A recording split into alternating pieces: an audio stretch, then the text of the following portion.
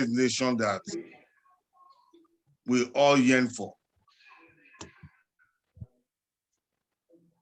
So for me, I'm going to be very, very brief on how I think we can develop our power sector. You know, if you look at the world now, you see that the world is actually more concerned about decarbonization and renewable energy. And as a renewable energy expert, whatever we are doing to be able to get the power sector right, we must put renewable energy into consideration. It's very, very important. Now, like what I was discussing with one of my friends, I made them understand that one of the greatest problems that we face in our power sector in Nigeria is the fact that we have not actually been able to deal with it and put an end to the power crisis. Now we have abundant oil, crude oil in Nigeria. We have a large reserve of natural gas.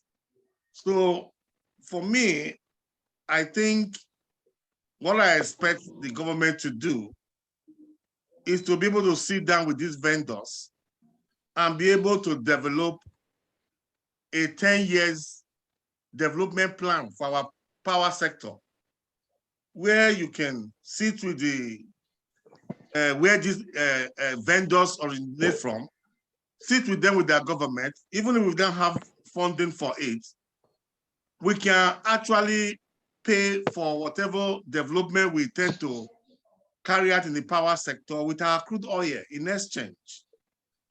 So then I still believe that the power sector is a sector that we have to try and involve a lot.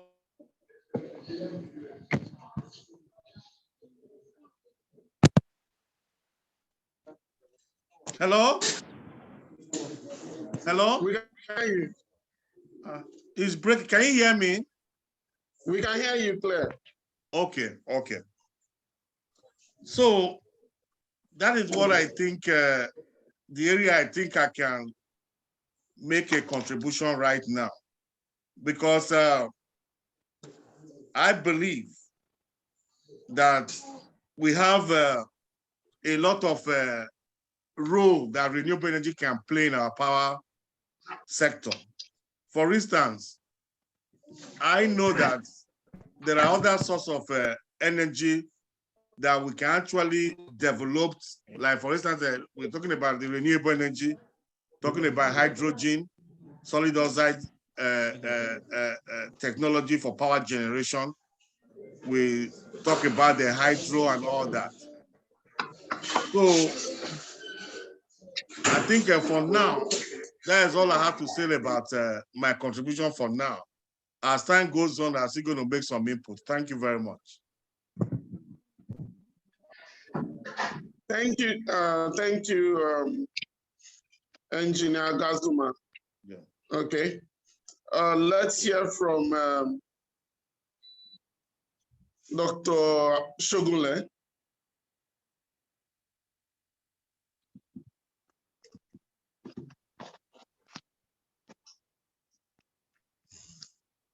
Dr. Shogunle, are you there?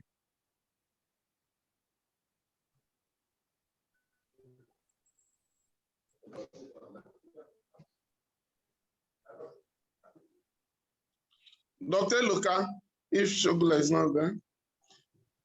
Dr. Eluka Ume. Yes. Please, you have the Good afternoon again. Can you all hear me? Good afternoon, we can hear you. All right, so I think it's important to start what I'm about to say with a little bit of background of where I'm coming from, what I've done. Maybe 30 seconds. I used to work for General Electric in the US as a research scientist, doing R&D on power equipment. Gas turbines used for generating power and gas turbines used for the aviation industry. I also did some projects for NASA as well before moving to Nigeria to join the power industry here in Nigeria as an investor. And over the past 11 years, we have invested a lot of funds through our company, developing power projects. We also participated in the privatization of power. We bid on several assets in DISCOs and GENCO. So I'm speaking from experience. My opinion, which I have said many times over in the newspapers, at conferences, and on TV many times over, is that we need to treat power in Nigeria as a commodity, which simply means someone produces power, someone distributes and sells to the end user, and the end user pays whatever price that seller is selling the power at. It is a choice for the person to pay. And the only way the power industry will work in Nigeria is if we treat it purely as a commodity. It's the same way that the telecoms industry was privatized in Nigeria. The government completely sold it, hands off, and stayed on the regulatory part and allowed the private companies to run the telecoms industry. So people have a choice whether they want to use the facilities that are available from private companies or not. In the same way, I have asked the government, hands off the power industry, let private companies, if we're talking about thermal generation, produce gas, transport gas. GENCOs owned by private companies produce electricity and sell directly to DISCOs. And then DISCOs, of course, will at the end of the day sell to private individuals or companies or factories or whoever. This is the only way we'll see it work. And let the government focus solely on regulation. This should apply both to power that is produced from thermal means, power that is produced from renewables. And if an individual or a company does not want to buy from these companies, then they are at liberty to produce their own, which we can see that most people are doing today. What we've seen happening now is, unfortunately, the government has partially privatized the industry, but they continue to run part of it. They continue to run the transmission.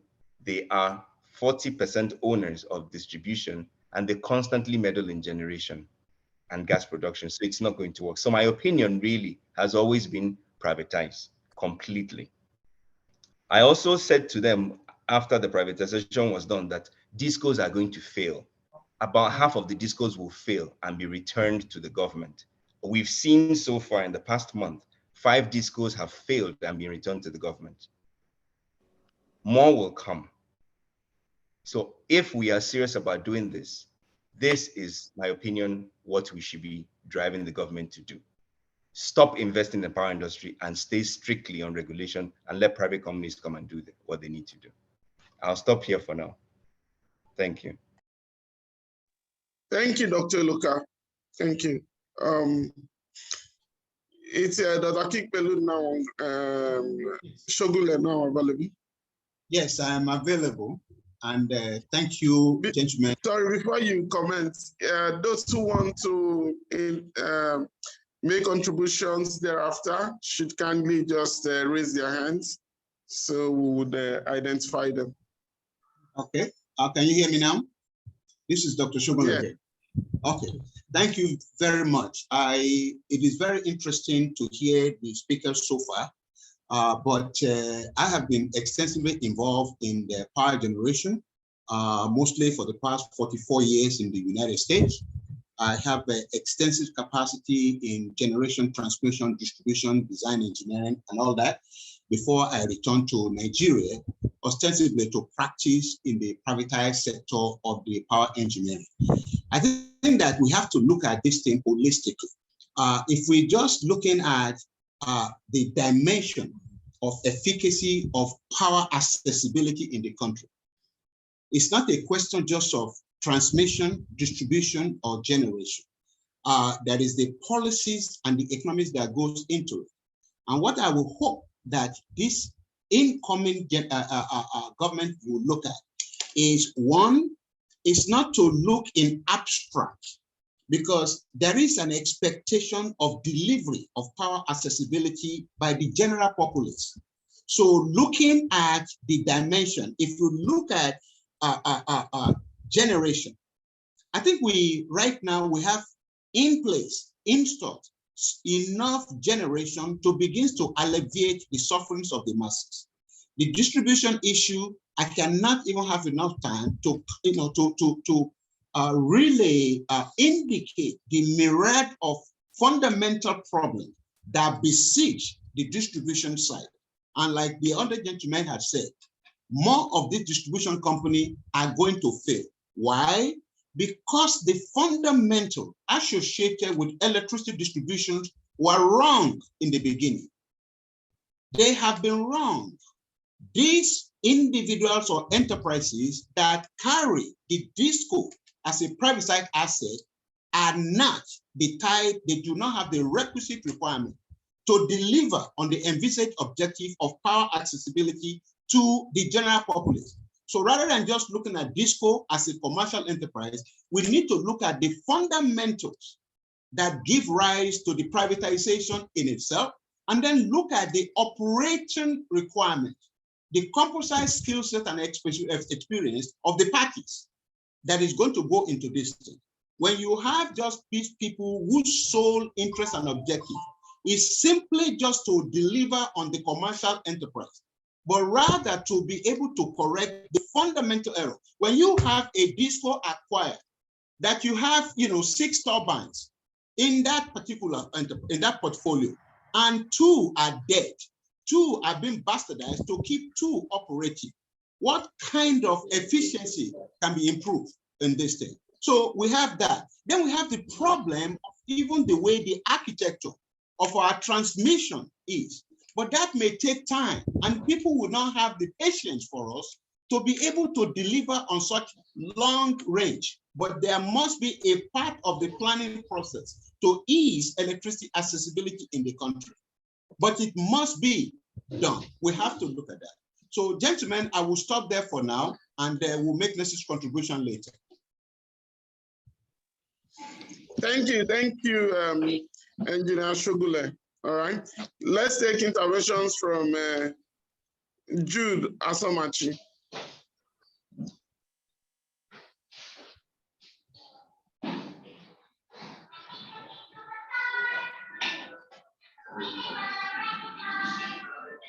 Good morning, everybody. I'm calling from Atlanta, Georgia, USA. I am not an engineer, but I was consulted by Dr. Njenje when he was working with Obasanjo. I totally disagree with the model, but I'm going to make my suggestion very, very short and simple.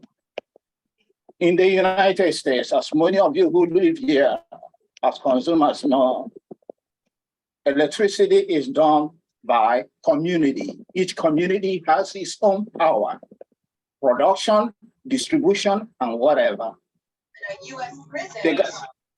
The government regulates it. If the president tries to change the whole electricity in Nigeria in one sweep, it will take him more than 4 years. We don't have 4 years. What we need to do, every community will have their own power production. It could be done very fast. What we need is security, which is administration will bring. His administration will bring good governance, and good governance will give us what? Security and economic opportunities and positive change in every community. I plan to come home with my friends. I'm a retired banker, to come and open a financial institution that can take care of those people that nobody is taking care of. the market women, petty traders, SMEs. We spent 5 years trying to understand the risk mitigation. And as we found it, we are ready to come to Nigeria. Boom, Peter Obi showed up. And we are told we couldn't come because we needed security in every community. We want to open the financial institution. It's a national bank, but it will focus only on small businesses, mom and pop, market women. But I'm joining this organization for one purpose and one purpose only, to help elect Peter Obi, the next president of Nigeria. And I know two things are very, very important, which I believe I can deliver. One of them is raising money. We need to raise a ton of money. I have a plan that we can help us raise more money than APC is able to get from the central bank. And it's very simple. A lot of people contributing small money. Sir Jude, yeah, I quite appreciate what you're bringing on board and your passion. Yes, we agree. And it's very, very critical for us to actually raise funds for the movement in the P2LP and the DATI campaign. But I really would love you to stay on course, this conversation. This particular event, it's a listening clinic. It's organized to particularly listen to what the experts, the consumers, the stakeholders, and each individual has to offer or suggest their current experiences in the power sector of Nigeria. Okay, so it would be great if we can stay put in this conversation for the power sector of Nigeria. All right. There is, you already know we have a conversation on fundraising. Yeah. Let me round up. Yeah. In the communities that we will do business, we will need power. We've already included it in our budget.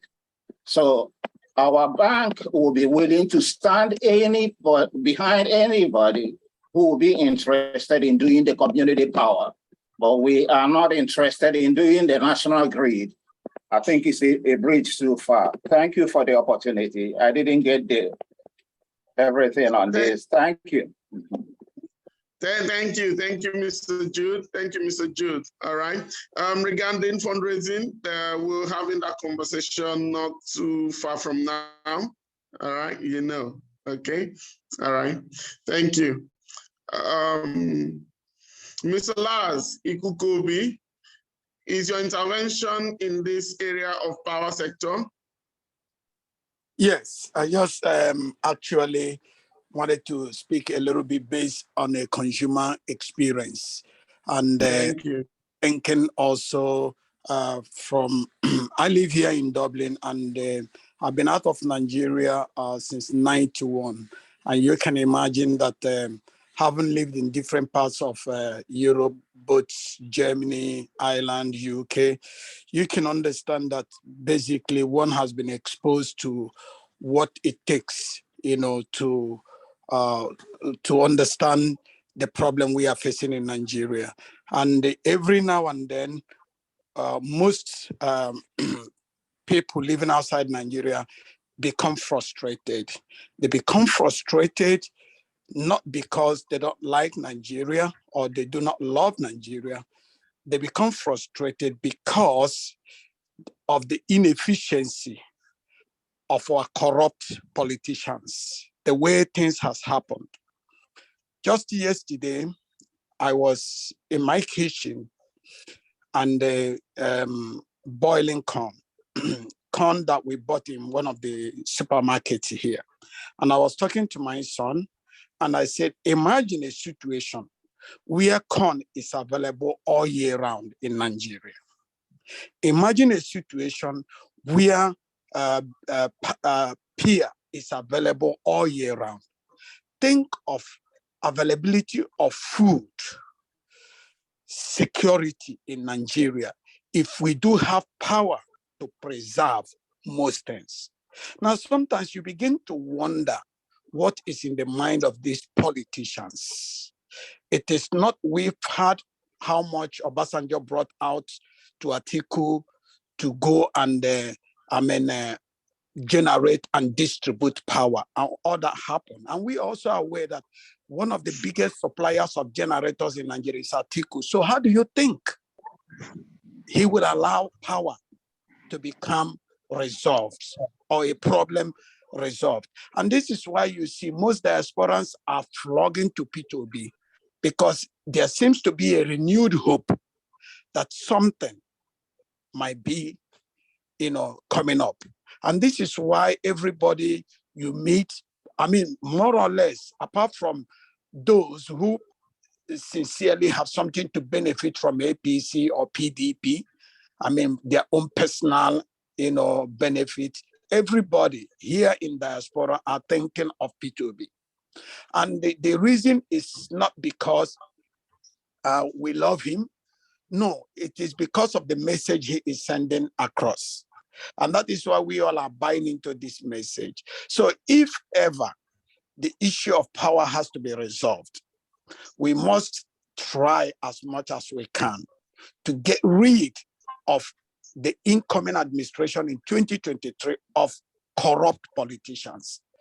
Everybody can see, every week, most of us are taking notes of those that will be coming and joining Labour Party, because maybe wherever the winning side is, this where you see the fake, this politicians rushing in.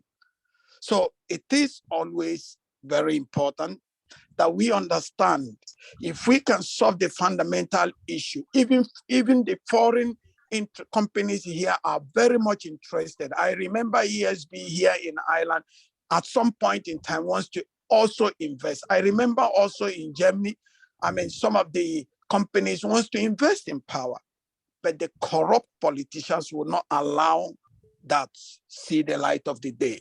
So maybe rather than dealing with the issue of power, in a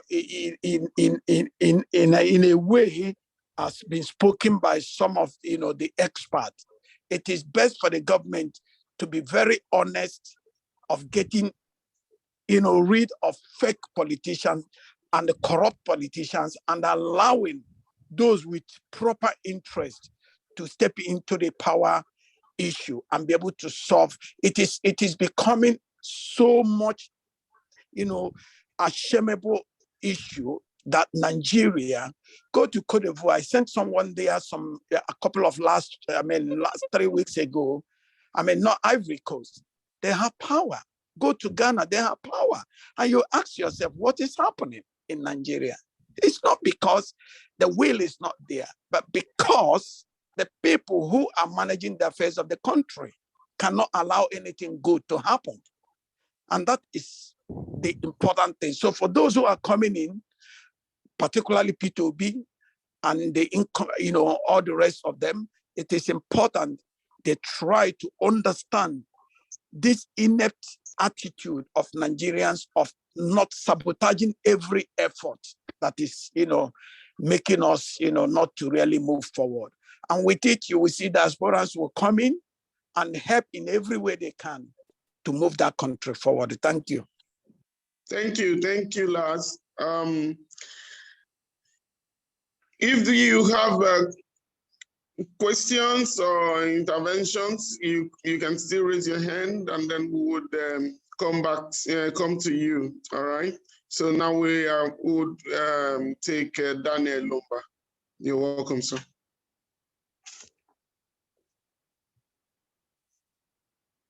Okay, I want to think I'm being heard. Go ahead, sir. Right. I just want to say that the issue of power will remain with us no matter the government in power, whether it is P2B or someone else, unless we amend the Nigerian Constitution with regards to exclusive and legislative list. The power used to be in the exclusive list. Eventually, it was taken away from the exclusive list and placed in the concurrent list. But even in the concurrent legislative list, if you go to paragraph 13 of, I think the concurrent list is in... Hello, Mr. Daniel Lumba. I think there's a noise coming from your end. There's a static noise. Okay, in that case, if I can, that's why I wanted to see whether this one will work. Otherwise, I will change to my phone. Is this still coming? We can hear you better now. Okay, can you hear me better now? Yes, please. Okay.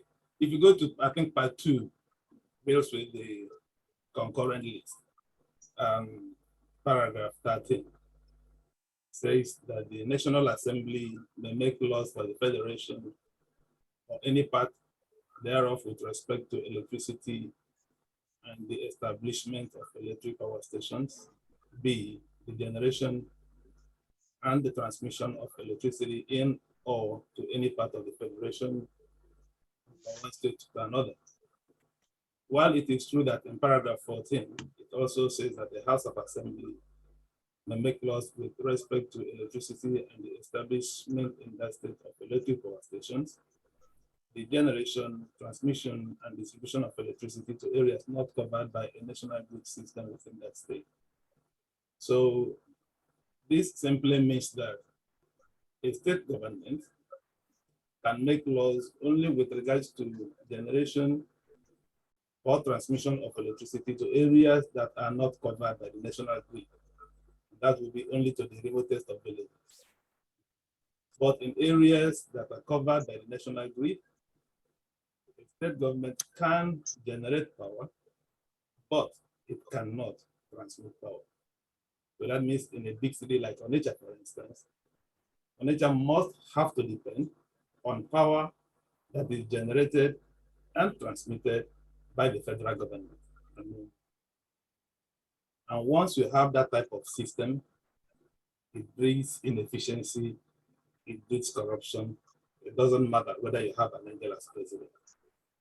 So I will submit, if we want to solve the problem of power in Nigeria, we must amend the Constitution of Nigeria to allow state governments to generate power and transmit power. Because if that happens, that means that Anambra state government, for instance, may pass laws that allows a big industrialist like Ibeto, for instance, to generate power in Nnewi and supply power to Nnewi so that Nnewi wouldn't have to depend on the national grid anymore. That would even mean that someone like me, a poor man like me, can say, okay, let me go to my village in Edoji, establish a power station, supply power to Edoji, and they pay me. But right now, that cannot happen because the Nigerian Constitution, in our concurrent list, places the issue of power generation and power transmission solely in the hands of the federal government. And if I brings into Nigeria a foreign investor who is willing to generate power, he can only generate power and give it to the federal government, to the general grid. He cannot transmit power on his own. So I think that is very, very fundamental. And until we solve that problem, amend that constitution to remove that exclusive and concurrent list dichotomy, that problem will remain. Thank you, Dr. Lumba. Okay. Like we stated earlier, okay, at the beginning part of this meeting, okay, the listening clinics are meant for us to be able to share our experience as stakeholders, listen to the experts, okay, and then ask questions directed towards having solutions. All right.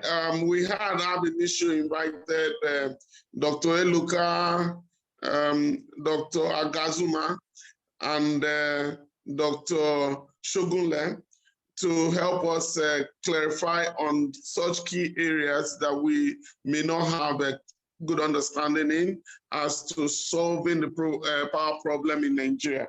All right. Dr. Engineer Ross pointed out that we should actually go renewable, that Nigeria should focus on renewable energies. Okay, as I understand, the water dams are renewable energies, okay, and they have powered this country for a while, all right, except for the power plants here and there, all right. If you're saying renewable energy, I'm talking to Engineer Ross. Yeah, I'm listening. Are you specifying any other renewable energies particularly? Are you requesting that we deviate from the water dams that are currently generating our electricity today, because they generate quite a sizable amount of the power that we're using in the country? Okay, are you saying renewable, but at the back of your mind, actually probably referring to solar energies, wind energy, and all the renewable in the north? Okay, is that what you want to say? No, I'm not. I'm actually looking beyond that. There are other renewable energy sources like a wave energy. You know, because if you look at recent technology, have shown that you can. There's now an expanded renewable energy source. Apart from the conventional solar or wind, we also equally have wave energy. Wave from the ocean. We have a large expand of body of ocean in Nigeria that we can actually generate power from. The power we can generate from the ocean is enough to power the entire nation.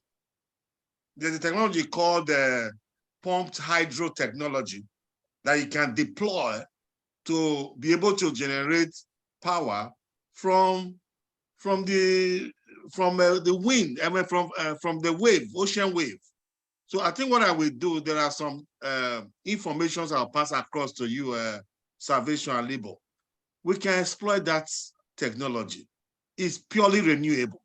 Then we're looking at other source again, like I know Nigeria, when we're talking about decarbonization now, Nigeria are still talking about energy transition. They are looking at natural gas as their transition platform. But then I would have equally said we should equally look at using green hydrogen. The whole of the north has potential for green hydrogen production. Green hydrogen we have in the north, we have solar energy. They have a potential for solar energy, potential for wind energy in the north, and we can use renewable energy to generate green hydrogen through the process of electrolysis. Like where I am in Aberdeen right now, I'm in Scotland, in Aberdeen. We are generating, most of the vehicles that are running here are being powered with hydrogen, green hydrogen. So things are changing. We should be looking at technology to develop our economy. We cannot This energy you're referring to, what's so different are related to the ones who are currently generating? Would they reduce the cost of production? Will it increase quantity generated? What makes it better than what we are currently using? For instance, now, you know, in Nigeria now, we still use fossil fuels. We still generate electricity from hydrocarbon. And with that, there's a lot of greenhouse gas emission when you deploy natural gas for the production of electricity. Then one thing we are going to be certain about is that if you deploy this technology I'm talking about for power generation, you can be rest assured that completely you'll be able to achieve net zero CO2 emission. That is number one. Then number two, again, you will be able to see that you are able to achieve at least 99.9% stability for our power generation. Because these renewable energy sources are so stable, unlike the intermittent solar and wind energy. So when you're looking at renewable energy source in the area of hydrogen and the wind energy, ocean wave, these are stable source of renewable energy. So it's so stable to the extent that, honestly speaking, most of the developed countries of the world, they're actually looking at this energy production source. All right. Okay. Thank you. Salvation, can I just come in a bit? I don't know. I think one of those who made this intervention was talking about the leadership factor, and that has been the one of the core issues that we have, a leadership failure to actually drive our generation. In Nigeria, for example, we have coal and we have bitumen. Unfortunately, we have not been able to explore these natural reserves we have in this country to drive the power generation. In the United States of America, I stand to be corrected. I know coal is primarily used as a fuel to generate electric power in the United States. I know one of Mr. Jude can may corroborate what I'm saying. So I think we also need to focus on how we can effectively explore the what we have in Nigeria, the coal, the bitumen in Ondo, for example, where we have a whole lot of them. So it still remains a mystery why we have not been able to utilize what we have, God-given resources and reserves, what we have in Nigeria to boost power generation in the country. I think it's something we need to interrogate as we move forward. Thank you. All right. Thank you, Dr. Stinkine. All right. And Bibi had sent me a direct message earlier asking that we focused quickly on questions and answers so that we could have clarifications. But before we go back to interventions, I actually wanted our key experts to be able to explain more, okay, about the areas of intervention they had spoken on. Okay, so Dr. Shogule, please. People had there had been these cliché statements, okay, about power generation not actually being the problem of Nigeria. Okay, yes. That the major issue we have here is transmission. Okay. We also do know that there are lots of power generation capacity in Nigeria. If we actually were to produce, generate with installed capacity, we would be doing well over 17,000 megawatts. Okay, so there's the saying that the power generation is not the major issue. However, most of the power generating plants were constructed without good feasibility studies. There is no adequate supply of gas to some of the generating plants. There is no evacuation.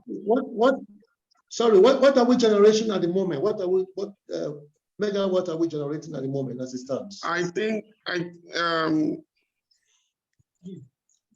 look, are you there? Can you answer to that? On a good day, we're doing about 3,500 megawatts. Okay. On a good day. Maximum we've ever seen here is about 5,000 megawatts, and that was just a very short period of time. Okay, now, and I don't think that's because that's what we can generate, but actually that's what we can transmit. No, you can confirm that. No, it's not only what we can. Transmission is not the bottleneck right now. Right now, our transmission capability is up to 7,000 megawatts with the interventions that have been made by the government. Is the question direct to me or? Is the question being directed to me? Dr. Shogule, yes, I actually did ask you because you said something about us changing the architecture of our system, the power architecture, that it needs to be changed, it needs to be redesigned. All right. I wanted you to explain more on what needs to be redesigned. Okay. Okay. I don't intend to present that as the panacea of the solution. What I'm trying to allude to is that will need to be part of the fundamentals that must be addressed. However, it is not the panacea. The issues are more complex than it is made. You just mentioned the question of our installed capacity. Right now, there is over 40,000 megawatts stranded power generation capacity in Nigeria. Right now, over 40,000 megawatts stranded in Nigeria. The issue are much more fundamental than is being presented. It has to do a lot with things that transmission is not, I will not lose sleep over transmission right now. Is the regulatory framework, the distribution architecture, but not just the distribution architecture, from the standpoint of DISCO and distribution as a platform for being able to meet the global objective of electricity accessibility. Here is the situation. We're having a situation whereby the technical losses of the DISCO cannot even be disclosed publicly. They are parading as to some technical losses of 15%. That's a bunch of crap, okay? That is not true. Nothing can be further than the truth. So we need to address this issue from the fundamental. And what I'm saying is this: if you think of Mr. as the incoming person, we have to be practical in the solutions to be proposed. The public is not going to have a long-term appetite for him to deliver on some reasonable expectation. So we need to look at things that are constructive, that are doable within a very short period of time, to give the masses the rest and the confidence that he can give us into a new direction. All those other issues in terms of the technology diversification preparation, all those other issues in terms of renewable, all those other issues that we are talking about, wave energy, from design engineering, from conceptualization to implementation. You are talking of an intervention period of 5 years. Mr. Obi will not have it. The public will go crazy. We must put some things in place to be able to effectuate an envisionable delivery, to give respite to the masses in terms of this bottleneck, and to give respite to our own economic development. And while we are concurrently looking at the longer term type of a project or problem alleviation. So I think that's where I'm alluding to, in my submission, sir. But finally, let me also put this forward, sir, maybe for the purpose of those that are putting this kind of listening clinic together.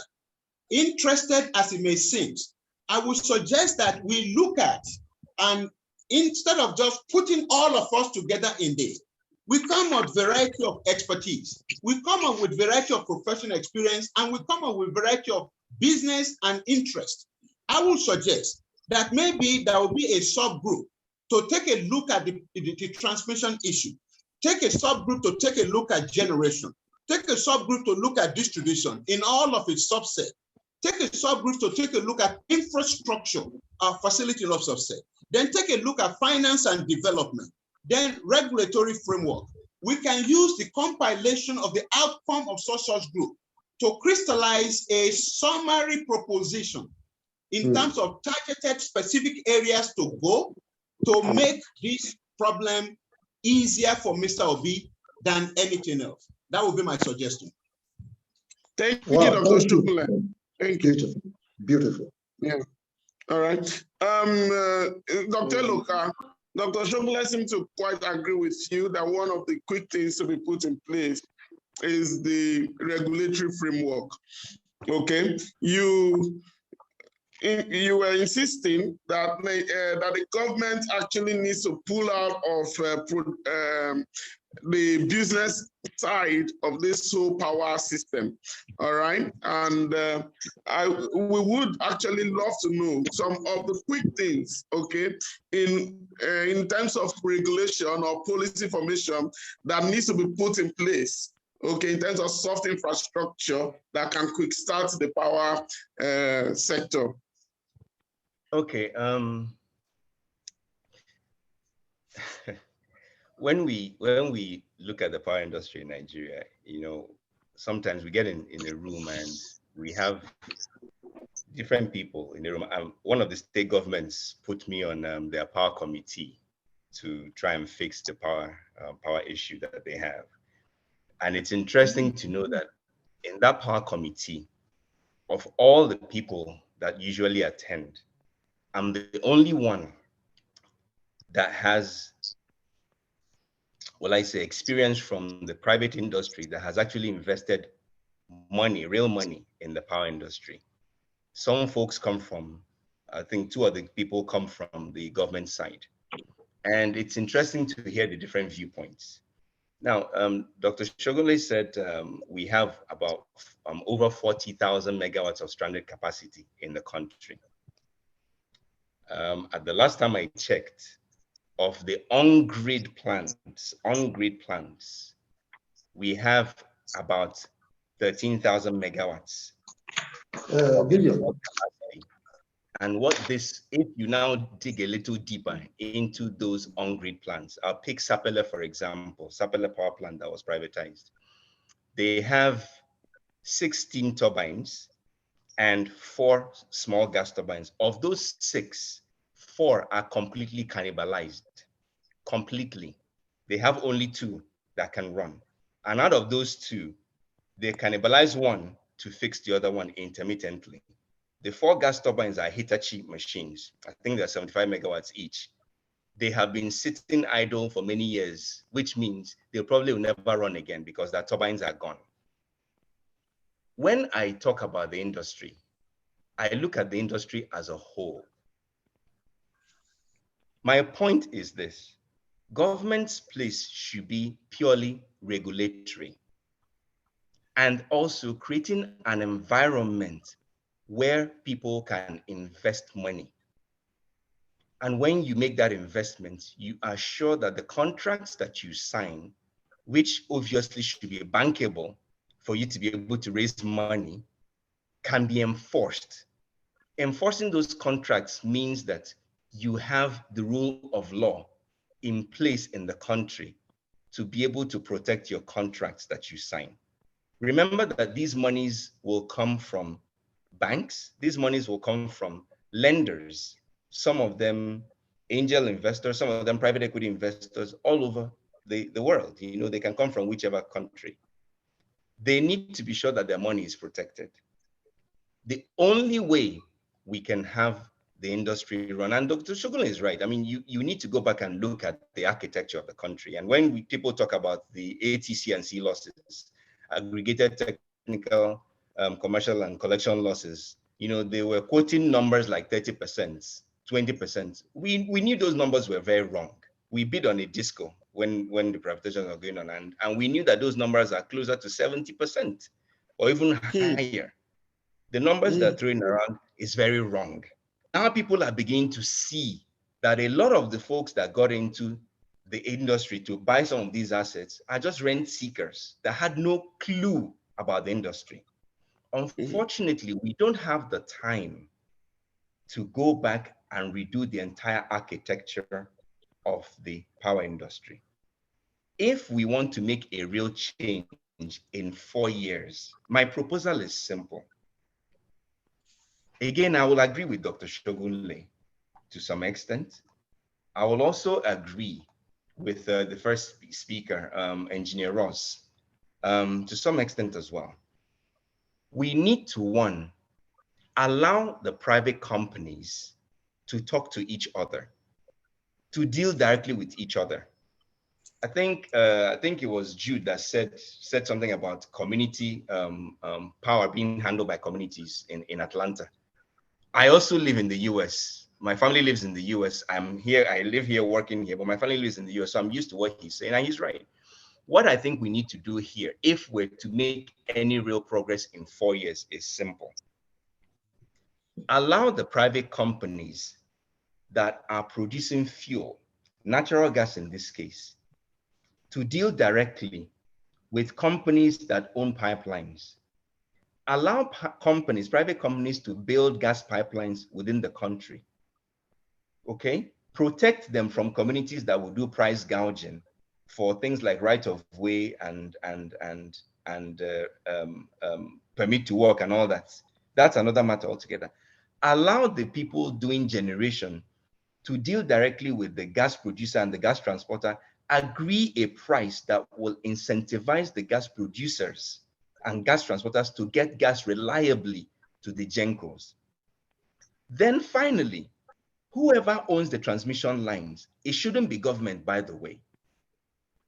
Allow whoever owns the transmission lines to deal directly with the GENCOs and the DISCOs to be able to carry the power directly from the generating point to the distributor. If the person generating power wants to build the GENCOs directly in a location, allow them to deal directly with the DISCO so they can do embedded generation, embedded in the sense that you're producing power directly within a DISCO's network and supplying directly to that DISCO. And then the DISCO should be allowed to be charged what we call a cost-reflective tariff, so that they can cover the investment and be able to pay the generator. And the generator in turn will pay the gas transporter and the gas producer. This is purely on gas, for example. On the side of renewables, and I agree with engineer Agazuma, we should also consider renewable. However, renewable should not be our primary means of generation now, because renewables have their own challenges. They can be used to supplement what we're doing. For our base load capacity, we should focus squarely on gas. Think about this. All the developed nations, their base load comes primarily from coal, from gas, and from nuclear. They are now starting to transition to renewables, but the primary load that they supply or that they cater to comes from fossil fuels and nuclear fuels. So we should not be fooled into trying to run before we can even walk. This is my submission. But again, we're trying to put everything that we know in power into this conversation that has to be short. And it's a lot. Very, very sorry for the abridged. However, what I say to people is, if you have not spent money in this industry to develop a project, you probably will not understand the amount of red tape you have to go through. I don't want to quote the figure that we have spent in my company alone over the past 11 years. It's a mind-boggling amount of money. And if we were doing this project in another country, we will not spend a fraction of that. To install power in this country will cost you over $1 million per megawatt. But if I was doing a project in the US, for example, I will spend probably around $500,000 per megawatt. A lot of this comes from the red tape that we have to go through. So at the end of the day, what I would advise Peter Obi, I hope he becomes the president, will be scale down the government's involvement in what we're doing in the industry and let them focus squarely on intelligent regulation. This should not be part of setting the price. You've seen what has happened with pricing over the past few years. We had a pricing regime called the MITO, the multi-year tariff order, that NERC spent many months, many years, and a lot of millions of dollars with international consultants coming up with. And within that MITO, a price was allowed. And the regulation was that every year, the price will be changed incrementally to make sure that the tariff is cost reflective. That was not done. And all of a sudden, last year, they took all those increases they were supposed to do over the years and put it in effect at once. Of course, the consumers are going to shout. but we still haven't even solved the problem. Today, we're seeing the problem we're having with discos. The discos are supposed to meter a certain number of customers every year. They haven't done that because they were not prepared. They don't have the money to do it. And if I was a bank, I wouldn't lend to them because a lot of these discos have no clue what they're doing. So we are continuing to see the problem repeat itself over and over and over, and we will never get out of this loop until the government knows its place. Go and be a regulator. That's your job. And allow the private companies to drive. That is their own job. They know how to do this. So with the limited time that we have to discuss this, this is my submission, and I'm happy to take questions. I'm happy to go into more detail if necessary. All right, thanks, Dr. Luka. Okay, beyond the questions that we would be asking the three of you here, we would still be able to reach out to you privately and individually later, okay, to help expand on some of the things you have spoken about. Okay, right now let's go to those whose hands are raised. Engineer Bibi, your hand has been up. Sorry, now we're back to you. Can you proceed? Yeah, thank you very much, Engineer Bibi. I've tried to look at this issue, so thanks to all the departments for your wonderful contribution. I start with the fact that Engineer Bibi, you may need to change where you are the networks in bad there, or maybe change your network. You're breaking, that's what I mean. Go ahead. Can you hear me in any way? Is it any better? I can hear you. Yes. All right. First, I just said I was thanking the discussants for their wonderful contributions, and to say that I think our power sector is in a very complex situation. If you look at what Eloka just said, talking about the pricing issues and all that, government has a problem trying to run a hybrid between social responsibility and the price at which these services can be rendered to the public. Over and beyond that, I think he raised some fundamental issues. We need to look at our base areas: hydro, coal, gas, nuclear. Of course, we're not going to likely get onto the nuclear thing in the near term, so we have to focus on those three other areas. Zungeru, Mambila are on. I don't know who has enough history on those, and to look at how those are going to be wins in the short to medium term. How we can get those hydro plants run. I think Zungeru has advanced very well from what I hear, and we also have to look at things like how to form alliances, because one of the greatest problems is about the discos is some kind of semi-monopoly, constrained, of course, by the government pricing. Monopoly in the sense that if I'm in whatever DC, that's the only power supply company that will give me power. I'm constrained by pricing. I have no choices, very limited choices. So indeed, flexibility to open up the space and let other power elements, power generation companies come in is fine. But I know that because the distribution network is owned by these people, I've had situations where other people try to supply us power, and because the discos own the infrastructure currently acquired, as it were, they resist all means for you to get any form of power. So maybe a local mayor will be able to educate us. How do you bridge that? How do you find a way to get power to people at variable prices? People can source, buy power and resell, all those kind of complications to ease all the issues related to power availability and make the system function more efficiently. Thank you. Okay, thank you very much, Engineer Bibi. I strongly believe that the hydros have a very strong contribution to make in what we're doing. As far as making power available, getting power to the hinterlands, there's a mix that we should be looking at. When we speak of things like embedded, I mentioned embedded power before. For the communities that are so far away that getting pipelines, gas pipelines to them will be, economically unfeasible, we can consider other options. Some of those communities, fortunately, have a vast expanse of land, and we can install solar systems in those areas. We also have some of these communities where we can have CNG or LNG moved and generate some amount of power. Remember, some of these places that we're speaking of are not so sophisticated that their power needs are so great, at least right now. Eventually, they will start to grow, but right now they are not. So we can also consider using a virtual pipeline to get gas to those areas. And whether we like it or not, I think we also need to go back to the fundamentals of looking at our deposits of coal. Now, I know that some of the organizations at the World Bank don't like to hear this, but the reality is there are some technologies that are currently available to do what we call clean coal. And I actually worked on some of those technologies when I was at GE.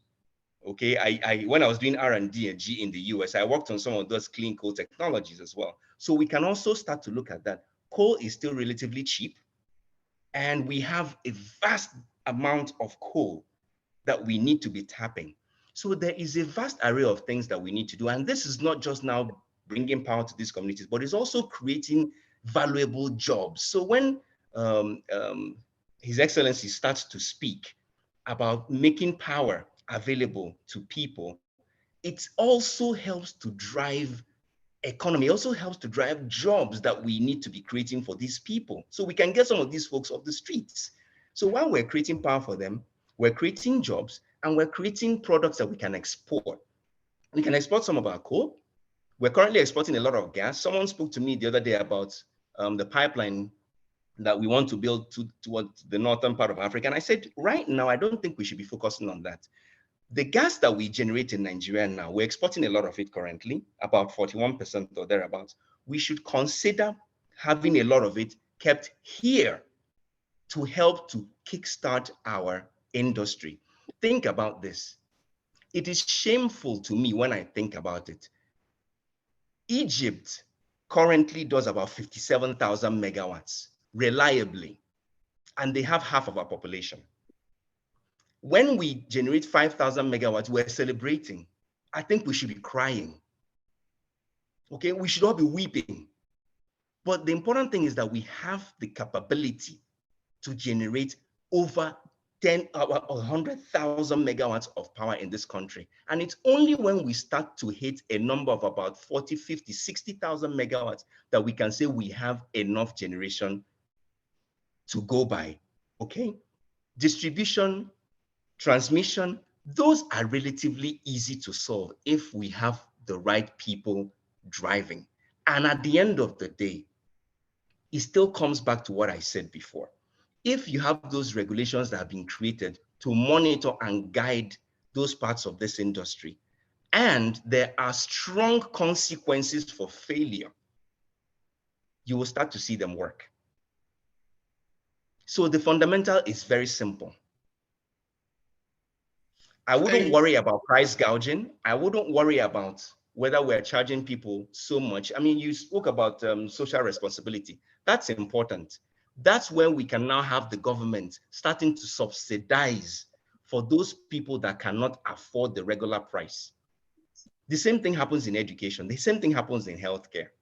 But you will never see the government forcing a telco to charge a poor person a certain amount of money. If you cannot afford to use a cell phone, you will be very frugal.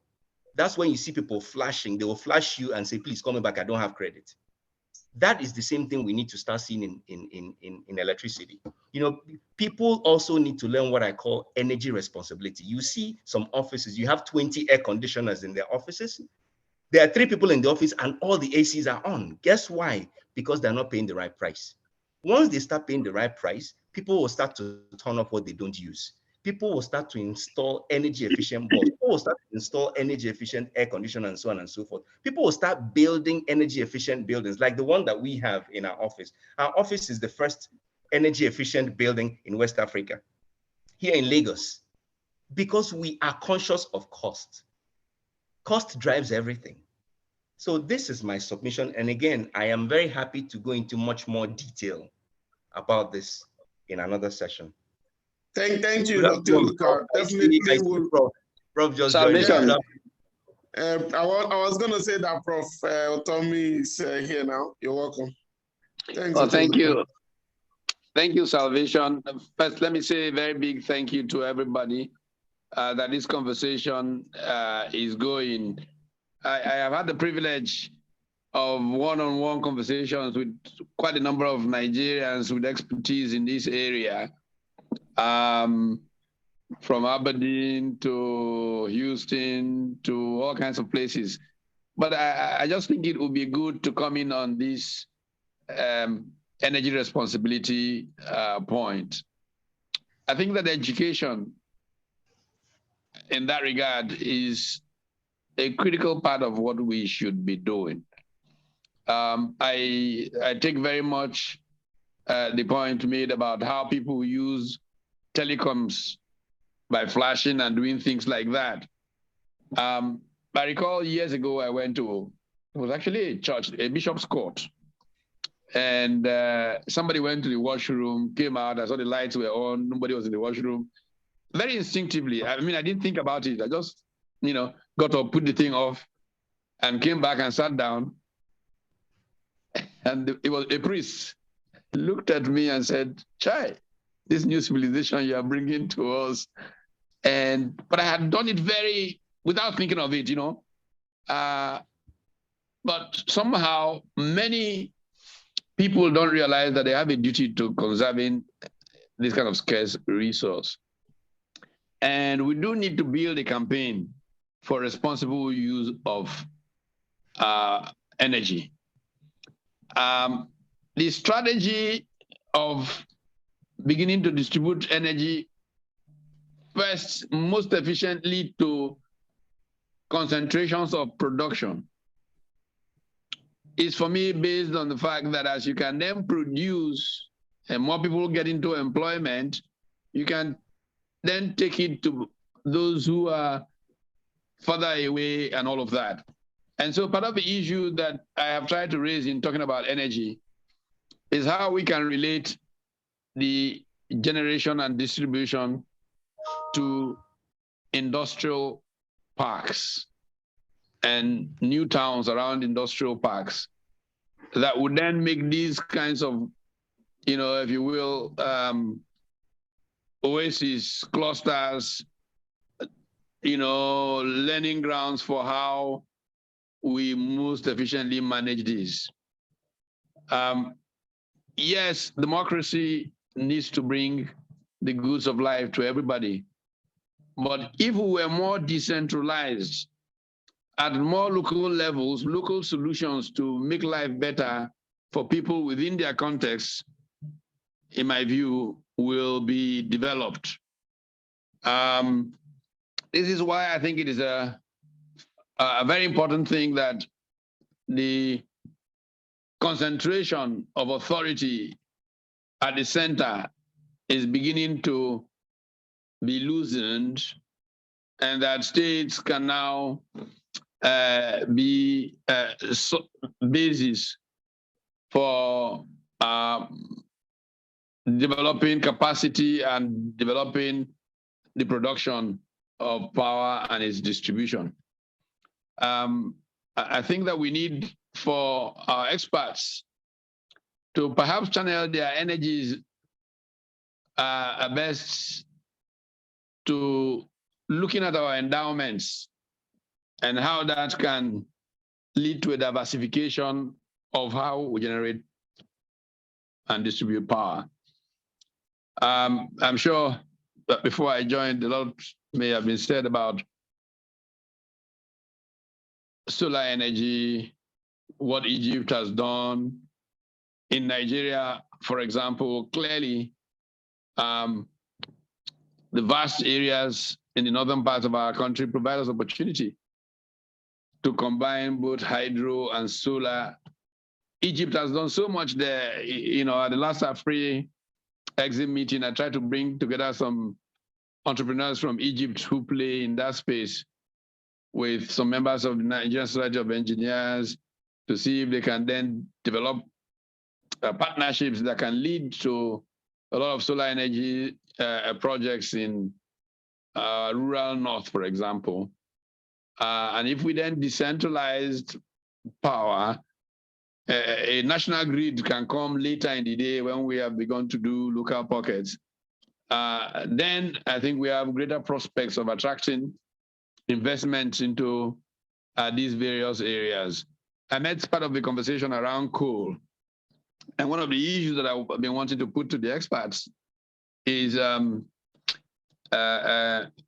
increased use of hydrogen for energy in some parts of the world. I had one of the conversations with one of our colleagues on this call engaging that Japan increasingly depending on hydrogen.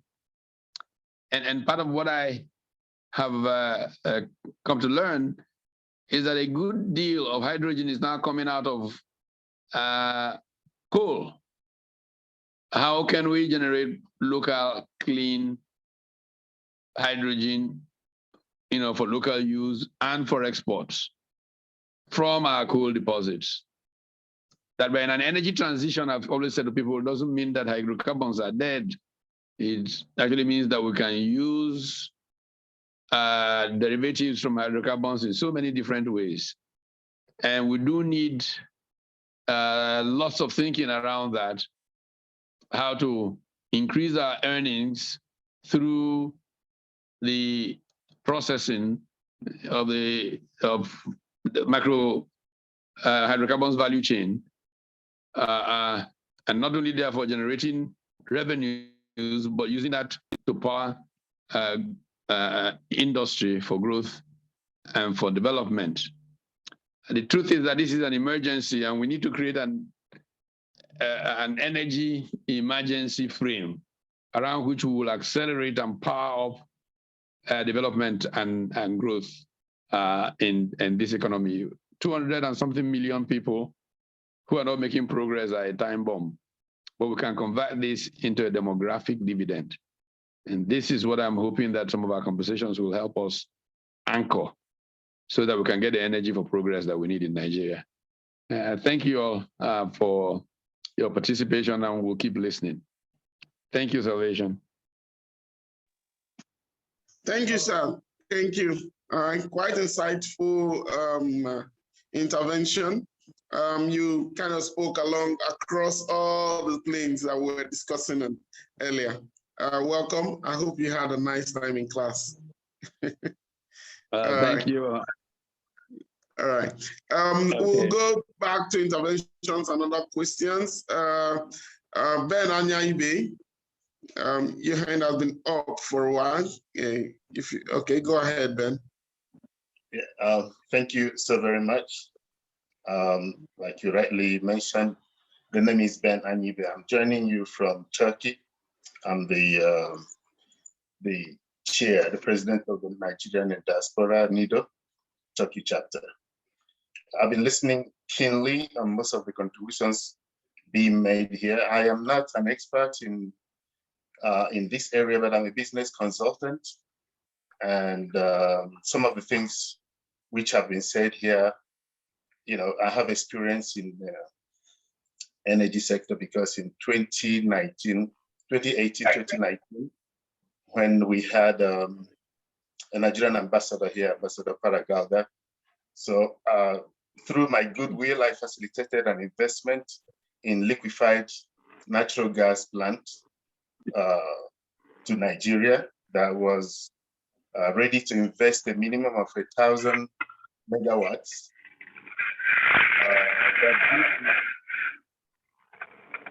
Due to the bottlenecks in some of the things we've highlighted, that move was killed because some people wanted to, turn it into their personal interest and make gain out of it before it actually started. And that's how the company got frustrated and, kind of pulled back from that investment. So why I wanted to point this out, I know also that in Nigeria, Nigeria is generating more than it is transmitting or using at the moment from my own finding. So that problem is there. But I think the hope for this discussion today is that By the grace of God, His Excellency Governor Peter Obi, when he comes into power, he's going to, look at the policy side of the energy generation and all these bottlenecks, and most probably get into decentralizing and privatizing energy sector. So one thing I want to tell some of the experts that are here, the very leading company, Turkish company that are investing in some eastern part of Europe, in Middle East, investing a lot of billions of dollars. They have expertise in generation, distribution, and transmission. And there are quite a number of countries they have generated, distributed, and transmit, put on the mechanism for all this. They have the technology and the expertise to do that. And they were also willing, if given the chance, to do the same in Nigeria. And so this company wanted to go into Africa, and the foremost interest is in Nigeria. I can still facilitate this investment if everything is in place and His Excellency gets into power, and there is opportunity for an investment of that kind. And another contribution I would like to make, I don't know how easy it's going to be for the P2B regime, if they eventually come to power, to, if you like, dismantle or reorganize the kind of policy we have around energy at this time. But I know also Nigeria is into PPP and all those kind of projects. So maybe that could be a very easy way to get into, a good competition with what we have now. The policies around PPP projects can be, made more, feasible. So for foreign companies that want to invest in energy in Nigeria, so that, like our prof just said, maybe through industrial parks and neighboring town, energy can, be distributed or distributed much more easily. And before you know it, the national grid would be forced to join, to play along in the, according to the rules, to make energy accessible and also affordable for Nigerians. So I just wanted to, thank the speakers who have spoken, especially Dr. I think Engineer Eloka, who talked about clean coal, and he knows so much about, the energy sector in Nigeria. But I just wanted to let you guys know, here in Turkey, I have a lot of goodwill and a lot of companies that are interested in investing in energy in Nigeria. And it will be my pleasure to, help in that capacity to, rally these companies if everything goes well, and our man P2B and his team succeed in gaining power come 2023. Thank you very much. Thank you, Ben. Thank you, Ben. We appreciate your intervention. All right. Now, Eugene and Wusu, you can unmute yourself and go on. Thank you very much, my dear compatriot and brother. Yes, it's been quite interesting. We have a new consciousness.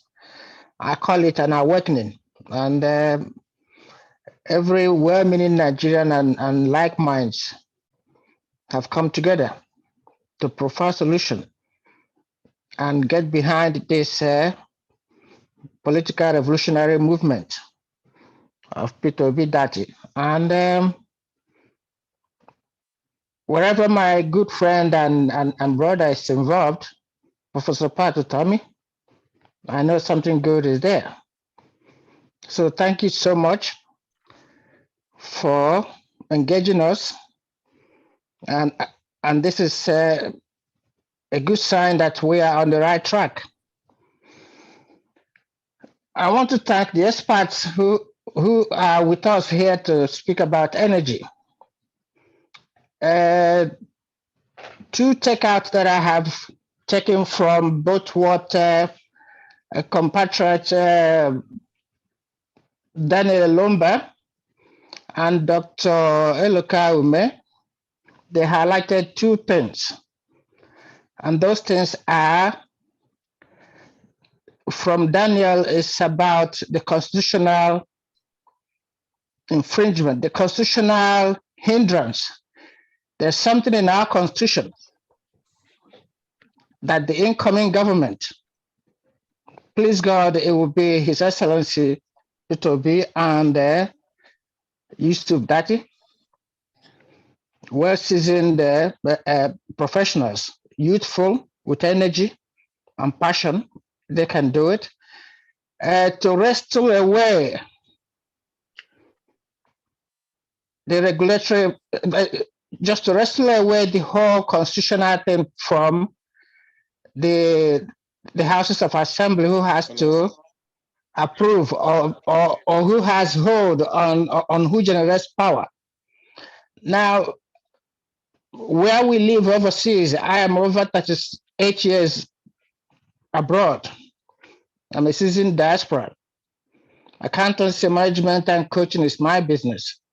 So I know what we're talking about. Technology has improved so much so that Nigeria has more than what it takes to generate every amount of energy and power we need. And we have the human resources, human capacity, very wealthy men, very wealthy individuals, entrepreneurs everywhere in Nigeria. Now look at what has happened with mobile phones. Just in the 80s and early 90s, we were struggling with the ITT, we were struggling with the analog and all that, and suddenly, boom, you open up the market everywhere now. You see the technology to generate electricity abounds everywhere. A lot of Dr. Eluka said that, and compatriot Daniel Lumba said that too. Take this thing away from government and PPP, everything. All of us here in diaspora, we have connections, goodwills.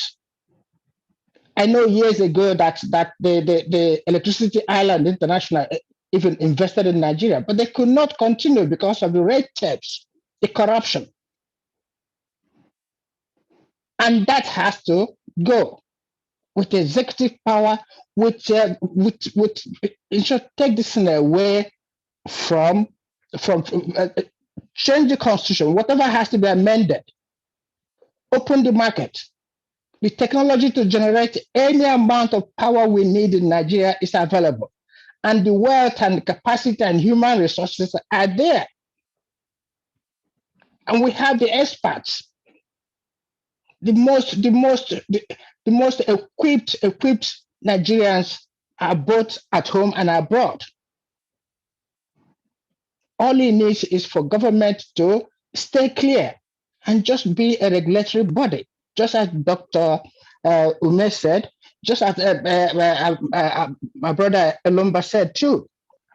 So my contribution going forward is, please, I am just so enthused by what is happening. And I'm here to do my best to see that Obi Dati gets to the presidency 2023. And all of us will combine hands to do whatever we can to get this nation moving again. Thank you so much. Thank you. Thank you. Thank you so much, Sir Eugene. All right. Thank you so much. All right, Osage. There's Osage. Are you still there? I'm here, sir. I'm here. All right. Let's have you. Let's go quick, very quick. Good afternoon, everyone. Good okay, afternoon. I think I might. First of all, I'm not barrister. I'm Comrade Osage. Okay, sorry, Comrade. It's okay. It's okay. Okay. When I listened to the engineer I don't want to come here with the normal vibe of what we're saying, because I believe this is a platform for the free thinkers. Free thinkers are those persons who have the ability to reach all areas and come up with a resolution that will help the nation. And right now, we have the opportunity to add our voice into those complicated areas of the society. I have a say that if you are not involved, not until you get involved, you can never be a voice in that sector. Okay, not until you get involved, you will never be a voice. So everything we are saying here, I appreciate everyone's input, but I want to narrow this thing down. I don't know how much the platform has gone with this thing, but Dr. Salvation, I have a recommendation that we can look into. Every goal needs to be systematic. Needs to be systematic, smart, and achievable. We're not going. If we're having Peter Obi here right now, he's not interested in all this English that we are speaking. I'm sorry to say, I'm going to use a very different approach. If we're having Peter Obi here now, he want to listen on ways and ideas to move about this issue. So why Professor Pat was talking, and the engineer who has invested so much in the power sector, I pick up a pen and I begin to write. I think it is important that we don't talk if we don't have anything to say, so that we will not miss people like the engineer who has spent so much in the power sector, so we can listen to him. But I came up with recommendations that I don't know if already the big tent have it, but I came up with we having committees like the Power and Energy Committee that can work with the engineer to carry out grant finding research, recommendations, and plans of execution for the power and for the power and energy sector. What are the immediate things that the immediate recommendation that we can give to Peter Obi? The first 90 days. The engineer spoke about the Sapele stuff. We've got something Sapele that we can upgrade immediately to around 8,000 or 9,000. We've got in Port Harcourt that we can upgrade. Somebody spoke about the wave energy. How do we get this money? This money is in Nigeria, so we don't even need the World Bank or need anybody to give us this money. We can immediately have a consultation with the banks and have an agreement with all the discos or the suppliers to ensure that the major industries have power to run their businesses. The bank have 24/7 electricity, the telecoms, the breweries, whatsoever industry that may be in Nigeria. Now, the money that they spend, when I did the math, it runs into billions. And the engineer who has worked in the area of power can agree with me. The money you use to run your generator, your 300 kVA generator for one day, if you do the math, it runs into millions. Now, for these sectors that we're talking about, we are not going to tell them to give us money because no investor, if you're a facilitator, you understand what we're thinking about. No investor is willing to invest in Nigeria right now because the market is so messed up. So what can we do? We need to come up with a smart agreement with all the discos to ensure that these banks, this industry have power for the next 90 days. Why that is happening, they can give us that money that they've been spending for diesel to power their firms into we upgrading our current hydro, the Sapele, the Port Harcourt. Now, we need a committee to work on this and come up with a recommendation. I'm looking at the big tent from three perspectives: before the election, during the election, and after the election. Professor talked about campaign. There's nothing wrong if the big tent can run a massive energy campaign, educating the public on what to do. Now, if the big tent is able to run these campaigns, when we come to give our recommendation, most after, people will listen to us. These investors within the Nigerian space also listen to us. So I recommend that we have a power and energy committee that will be managed by the engineer who has a first-hand information on what are the issues. Now, due to conflict of interest, he does not need to front it we can get young engineers within the Nigerian space to run this research based on its input, advice, and experience. So we can have a workable paper from that experience. Power leads us to security and cyber intelligence. So we can have a security and cyber intelligence committee where we have security personnel, if possible, some instead of the CIAs, internal input of the army, the police, the DSS, and what have you. Now we need to come up with a smart path in the way of security, that when we have energy, when we have power, security would be addressed within 90 days. The drones will be active, the cameras will be active. We can run a standard central intelligence communication room because we have 24 hours power. So what is our priority in this is to ensure that the industries have 24 hours power. We don't mind starving 70% of the society for the first 90 days. So we signed a deal that let all industries, the barracks, the artilleries, the police stations, the banks should have 24 hours power, while other persons can go on ration basis. Now, the money we get from these industries, from Guinness, from GT Bank, from whatever bank we have, we can raise like $1 trillion from that place to immediately upgrade our hydro power, which we already have. Now, somebody talked about wave energy. Wave energy is an advanced technology or advanced pattern that is used to sustain the hydro. Now, we can come up with four immediate models. We can come up with the solar. You see those dry land in the safari. Doctor, are you hearing me, sir? Doctor? Yes, I'm listening. I can hear you. Am I audible? Yes, I'm listening. I can hear you. Am I audible, sir? I can hear you. Okay. Yes, we can hear you. So you see those dry land in the safari. We can immediately.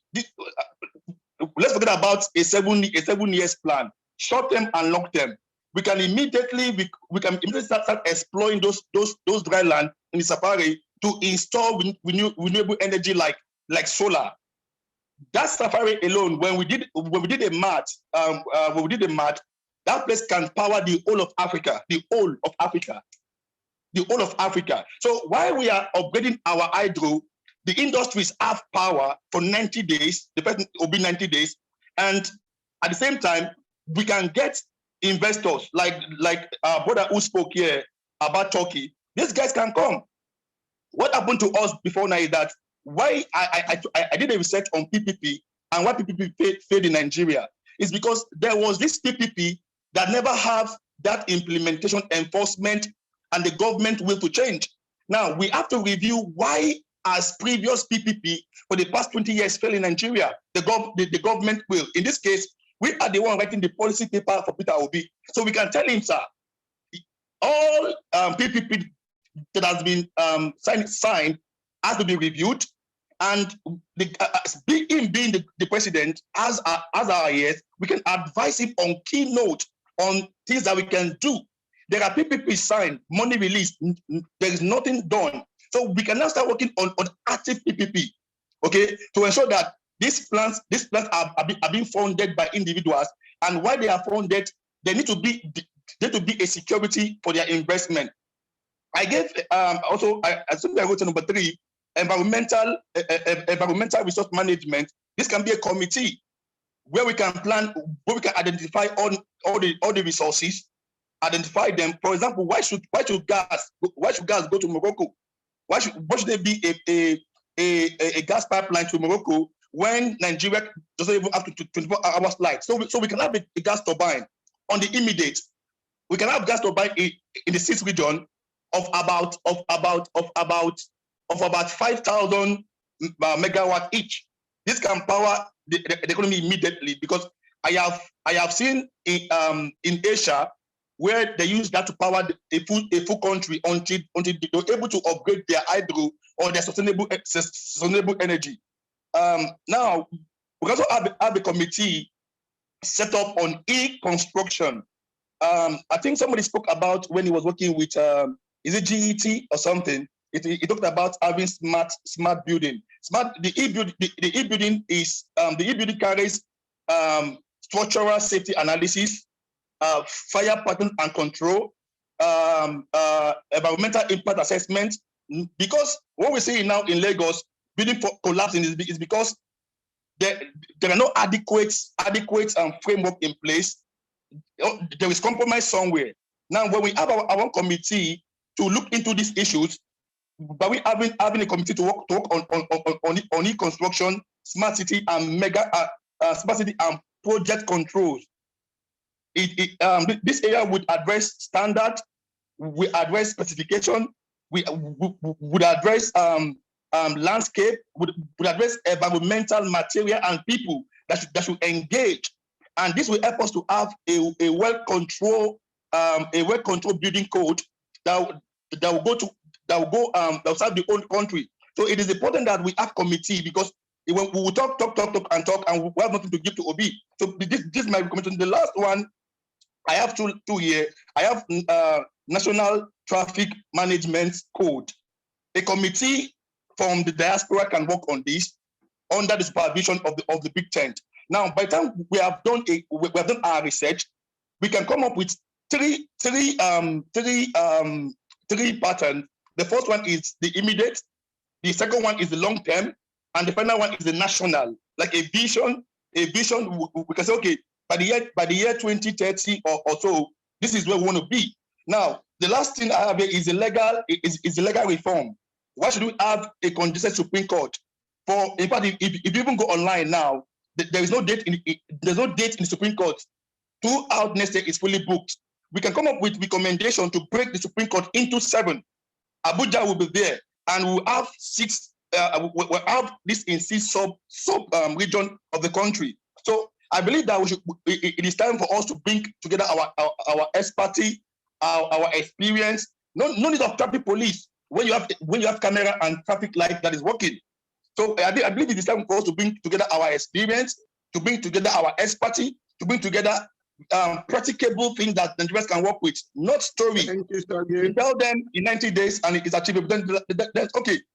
Then thank you, the next thing I want to say, sir. Yeah. So I'll end up by saying this, sir, is that everything we have said now, please let's put it into writing to ensure that when we're meeting again, we are building on whatsoever we have talked about today. Thank you. I hear the mic. All right. Thanks, Osage. Okay. Quite extensive contribution and discourse. Just a part from what you have said, something to point out. There are, I think, 3 different teams that feed off from the listening clinic. The policy team, shadow policy team, I think the strategy and the manifesto. Okay, there's been a bit of a number of listening clinics on different subjects, and they have listened to each, and then sometimes call back some contributors to hear more.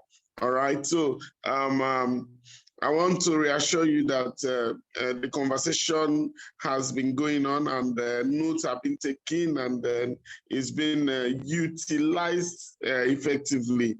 All right, and then it's not just an academic work. All right, we believe that it is going to form a fulcrum for the future revolution of our polity and our nation. All right, thank you so much, Osage. Let's take Uncle Ijewere. All right, his hand has been up for a while. Uncle Ijewere, can you unmute yourself? Thank you very much. I have been so excited about all I've heard today. Very well focused, and it was a privilege listening to such learned people. Nigeria has a great future. But I want to quickly say this here, that I'm an active member of the think tank, and our job is to think and see how we can win this election and get to the villa next year. Everything that has been said here has to be properly packaged it has to be presented to the Nigerian people as to what we intend to do come next year when we get elected. There must be a definite roadmap on every issue. We're talking about power now. People don't want to hear we shall do this, we shall do it. Give us let's put together, and that's why I'm calling the big tent. Put together definite roadmap that PO, principal, will say, I commit to this, I commit to this, I commit to this. This is a campaign message that must be put together. Let's not talk generally, but be specific. I am so excited about what I've heard today. It's a question of putting them together, collating them. We have enough materials here to make Nigerians jump for joy that they have a Messiah. So I don't want to say too much because mine is to ensure that we get to the villa next year. So thank you very much for this opportunity you've given me to air my views. Thank you.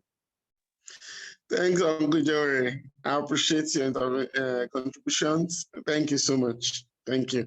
Emmanuel Menyono, please. Thank you very much. Can you hear me? Yes, sir. Okay.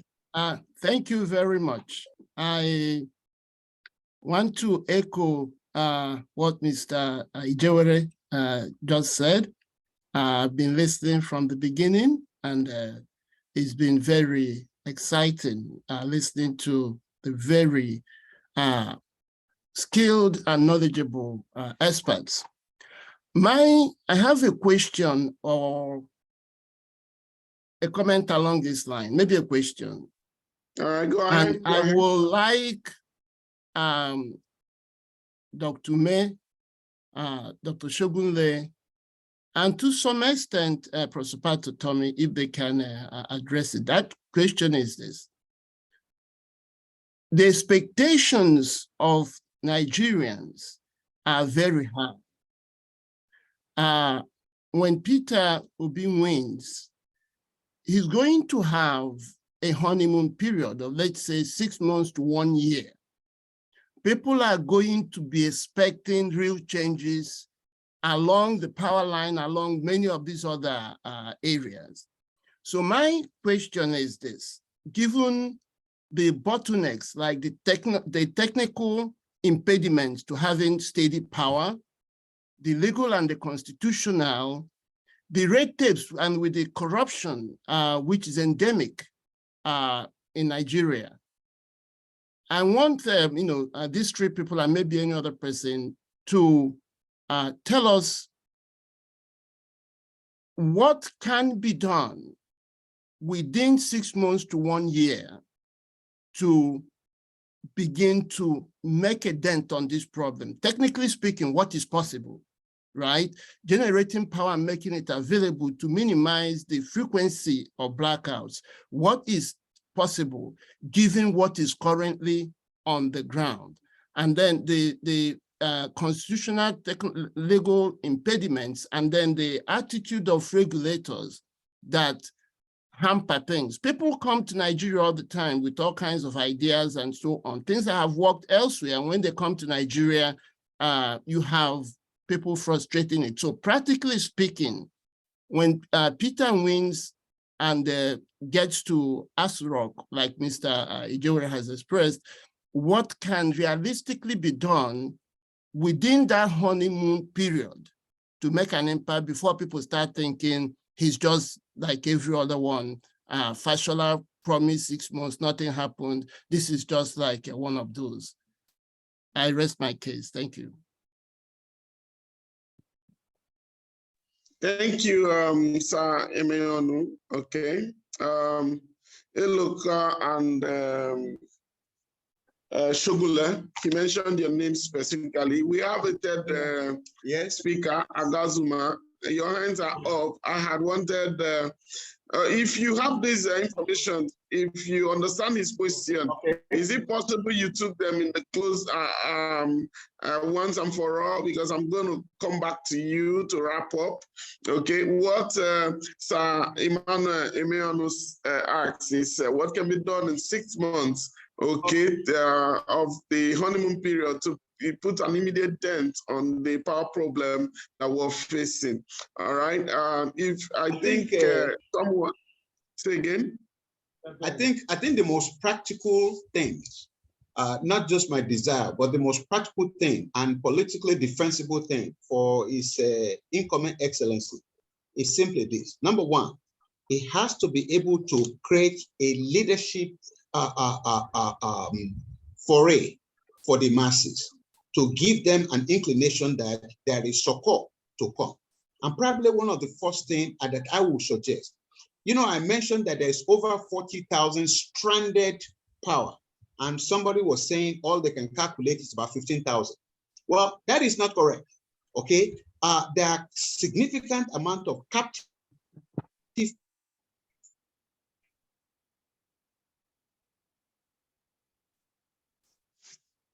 power generation that is by the school, by the rules of the disco. So if there's can be some within the power of His Excellency, some relaxation of the existing bottlenecks in terms of the regulatory framework that is strangling private power.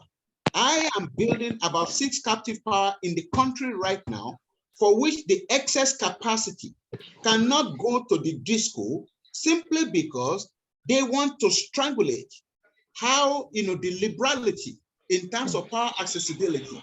They hold your neck. They hold your neck. If there is somehow His Excellency can have a relaxation to allow for this excess capacity from the captive independent power, from the captive power to be able to crystallize the beginning of the microgrid, okay, which will be the formation of the embedded power that Dr. Uloma was talking about. There can be no embedded power. When we started privatization, the whole idea of the bulk operator was to crystallize an embedded power. But please show me one successful embedded power infrastructure in Nigeria today. Please show me. Why is that? In spite of all of the subsidy, in terms of all of the preferential gas pricing that is being given, why is there that there is no successful embedded power? Reason is very simple. The DISCO want to dictate what the tariff should be. And if the DISCO want to dictate what the tariff should be, what makes you think I, as an investor and a technical operator, will put my money into power infrastructure that will have to be, the pricing will have to be determined by the DISCO when NAC is there? Despite my issue with the NAC of its own, but we have this colossal thing. So specifically, sir, I think the best part is the fact that if somehow we can have a relaxation of the inadequate regulatory framework that can allow for those independent captive power to be brought into the base load pool for the DISCO.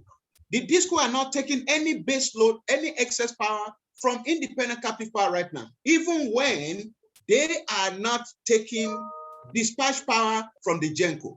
And why are they not taking dispatch power for the GENCO? One of the discussions has alluded to it. The technical loss, the true technical loss for their power is over 72%, that they do not want the public to be able to be aware of it. What that means, sir, is that if the GENCO is giving them 100 megawatt at ₦1 and they can only get 28 megawatt on their end, so the DISCO is noting that the GENCO is noting that the DISCO owes them 100 naira.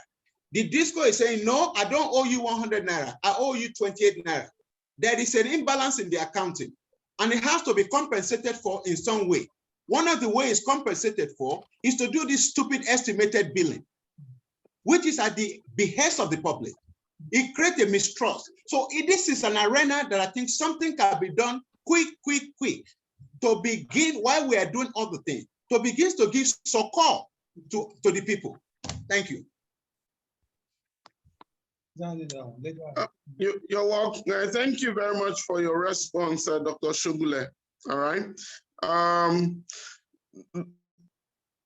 Dr. Eloka, if you're not available to respond, we'll take the next intervention, and then we'll just go around for the responses of every other person. Engineer Gazuma, I don't want to call you up right now. Let's just take those who have their hands raised for questions or intervention, and then we come back to you so you guys begin to wrap up. Okay. Okay. Is All that right. okay? Thank you very much. All right. All right, So we'll just take quick questions. Engineer Bibi, you've spoken earlier. Let's just have Zeph Ike. All right. Let's have your questions or interventions, and then we'll quickly wrap up. And then Zeph, I saw your comments. You were asking why wouldn't we call you immediately? Folks raised their hands before you, so we took note of the order in which people raised their hand, and we just called it in that order. If you notice, even if Uncle Joe, who is an elder, has been here for a while, his hands has been raised for a while, but we didn't take him immediately till he got to his turn. All right. So there is no other sequence, just who raised their hands first. All right, Zeph, you have the floor. That's okay. My hand has been up for a long while anyway. And thank you very much for giving me the platform. And thank you for organizing this program. But I'm a bit worried because we have had a lot of talk shows. Anyway, my name is Zeph Ike. I live in the Republic of Ireland, and also I am the chief servant of the Nigerians in the diaspora here. I don't call myself chairman. But you see, I am very worried. There's something Professor Thomas said. There are, a lot of talk show around power intervention in Nigeria. And luckily that, the principal of Labour Party, the P2B has actually visited Egypt, who actually started a power development program somehow with Nigeria at the same time, but they're far away. In 2018, we did a proposal for there's a cracking noise around you, static noise or cracking noise. If you can just cue down some noise. Go ahead. I'm just alone, nothing is okay. I see in 2018, we did a power proposal for foreign investor technology for power and energy development. And I think the whole thing went under the cupboard. You see, I don't know why, some colleges in Nigeria can't even power their environment. We're talking about colleges, universities. One of my alma mater here developed an energy efficiency that hits the classrooms with kitchen heat. The University College of Cork in Ireland here. So some of all these things are little things that could actually enhance the power efficiency in the country before we talk on a large scale. Why can't we invest into modular power generation? Professor Tommy mentioned about power clusters. Everybody uses generator in Nigeria, but we can generate a sustainable power. There are young people who are in Nigeria who are ready to soil their hands to make things happen. Recently, there's a young guy in Aba that this thing go viral, that actually developed a transmission power line. And some of us mobilized to see how the Abia State government can actually sponsor that boy to see how he could actually develop his ingenuity. But I don't know what he was given. Was it 1 million or something naira they gave to him? So what will it do for him? You see, some of all these things we have to go into real, see how we could develop our genetic engineering. There is no way we could get into the industrialized nations if we don't start in a little way, in the very rudiment and very crude way that others have gone through and get to where they are. We don't have the industrialized machines, but we can develop it. Some of the people who live in Ireland where I live, most of the agricultural machines, they produce it themselves, no matter how crude it is. So for us to get to where we are or where we're going, we need to see how we could actually get some of these rudiments, because I have actually challenged some people. There are 25, I tell you for a fact, there are 25 inventions lying in Federal University of Technology Owerri as we speak, left by students. When they came up with these inventions, no support, nothing, and they will leave it and look for other ventures. So how are we going to develop all this? How are we going to develop this power? So I am doing a project in Futo, and we are looking at various alternatives. There is river there. There are other things. I studied in National Maritime College in Ireland here. Authority here. The power they use in that facility is generated by that college. It's being generated by that college.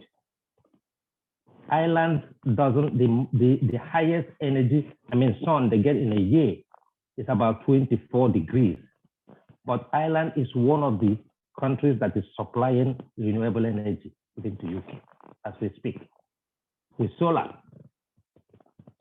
So we have so many resources in Nigeria that we could employ. But let's get started. Let's get started from somewhere, not these talk shows.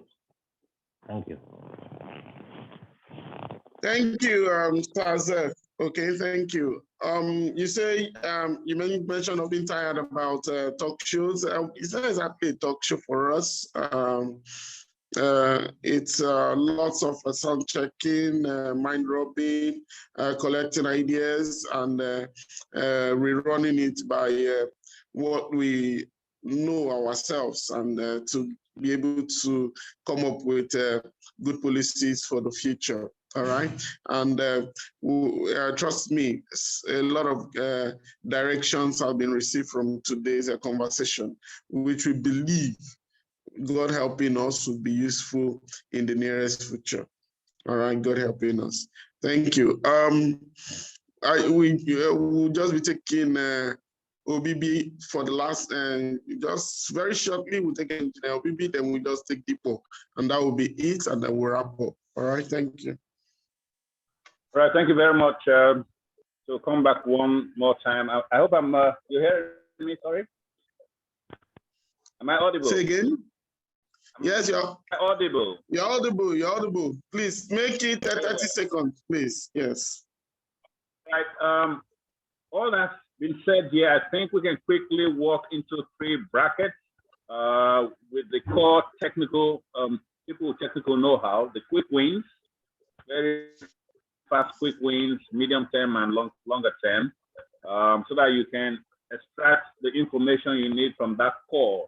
Because I think a lot has been said here, but most of it will be more useful when you have that core talking to you. On the other flip side, I also think going forward, when we have some of these meetings, that focus, that having split into 2 teams, those with the know-how and those on general questions will help us. Because so much was said and a lot of time spent in other related issues. And I wish I could have had more time with engineer, the guy with I think he's schooled in the US. I just lost his name now. Who works in the US, who was taking us through a lot. I wanted him to tell us more later if we could reach out to him on the clean code, although that's for the longer term. It's something we must do if we're going to survive our power meeting this country. Thank you. All right, Deepo, please. Yeah, good afternoon. I agree with the house and I appreciate the discussion. I'm just going to give you like 3 quick points. I think power should be decentralized. Number 1, I have had constant electricity. I live in Nigeria. I have had constant electricity personally in my house for the last 6 years. I can post off at least 22 hours power supply daily. I designed that myself. Secondly, I have been able to generate hydrogen generally from water. I've been able to generate hydrogen personally. I designed it myself. There is a lot of projects that we all can do that if we look inward into Nigerians, if we look inwards into what Nigerians can definitely achieve, we should be able to find the solution to power issues. If power is not decentralized, we'll still be having this problem. The whole of the Sahara Desert, if it is laid with solar panels today, it will power the whole of Africa and other nations that surrounds the Sahara. But the challenge we have is the fact that the centralization of power and the use of a sole body to control what every independent power generating companies are generating is one of the major challenges. But if power is decentralized and we look inwards, whereby we can turn power into modular units, where we can look at it, okay, this house, 5 houses together, power generation, put solar on those buildings, and have a centralized power for maybe just 5 houses. That way, we can definitely achieve power solutions, but we cannot under this generalized power generation company. It will not work. That's my submission. Thank you. Okay, thank you, Dikbo. Okay, now we'll commence with our key speakers will begin to wrap up. Dikbo. Doctor, please, we have a lady in the house that raised up her hands. Laifa, please, if you can give before the wrap up, please. Thank you. Osage, Laifa does not understand the purpose of the event. He said he was asking what's the objective. If he does not understand the objective, he may not be able to. You're making an assumption. I do understand the purpose. I just put a comment there. Please. It doesn't indicate my understanding. Laifa, please, 1 minute, please. 1 minute, please. I saw your hands up and it went down. Dr. Salvation, please, just give her like 1 minute before Laifa, please. Okay. Maybe I didn't understand what she was asking. That's why I just sorry. Okay. My apologies. Can we all right, go ahead. Thank you, everyone. I'm not going to take up to a minute. I just wanted to go by my own experience when I was a student at University of Ekpoma in Edo State. I remember then I had a schoolmate. He was an engineering student in 300 level, and he single-handedly built a whole television set. And he set up his own generating power in his own room there off campus, and I just marveled. So for me, possibly the object of this talk is to gather talking points or something to go back with, which is fine. But I think we should put all our universities, as somebody has said, I'm not an expert in power and what have you, but I know that within our universities, one of the ways we can curtail this ASU strike is to put them all to good use. And I think maybe that's the way to go. There's so much out there, like that guy said from Futa.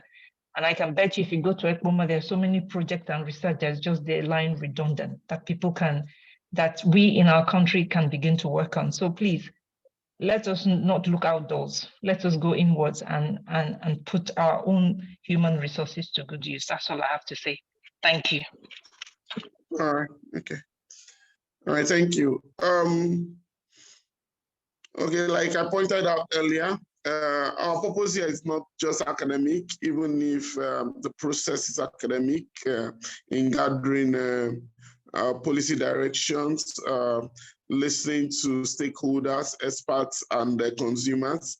It's very important in policy formations and strategy for the entire team. All right, so yes, there might be some talk points in it, okay, but as we pray that we succeed in our journey, it would actually form a whole lot of bedrock in quick wins for us come next year. All right, so I don't want you to see it as a waste of time. I wouldn't leave my business to do something of waste of time. I don't invest my money in waste of time. All right, we're all here looking for the future of our country. We are for most of us, it looks like a last run, okay, for a salvation. That's my name though, for the country, and thereafter perhaps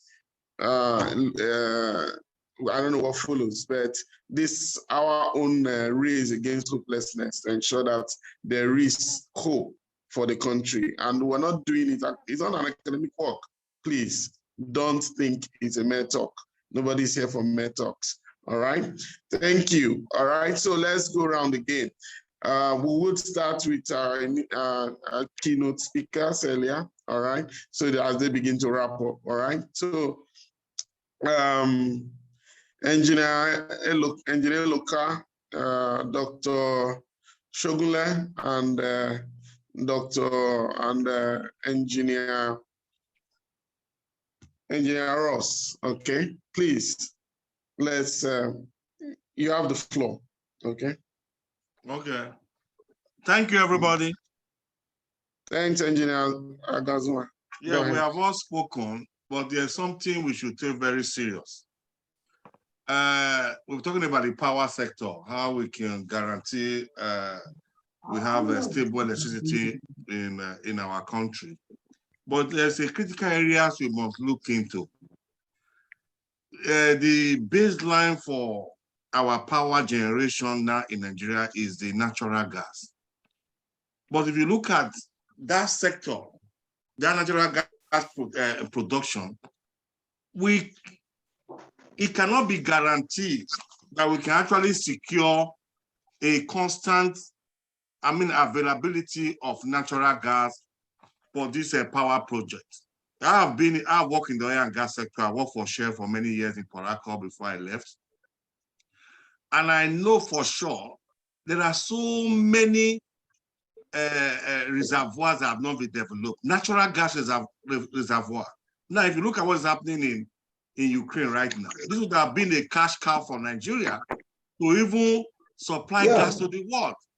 But we don't even have our reserve. We have a large reserve of natural gas, but they are just at the reservoir stage. They have not been processed.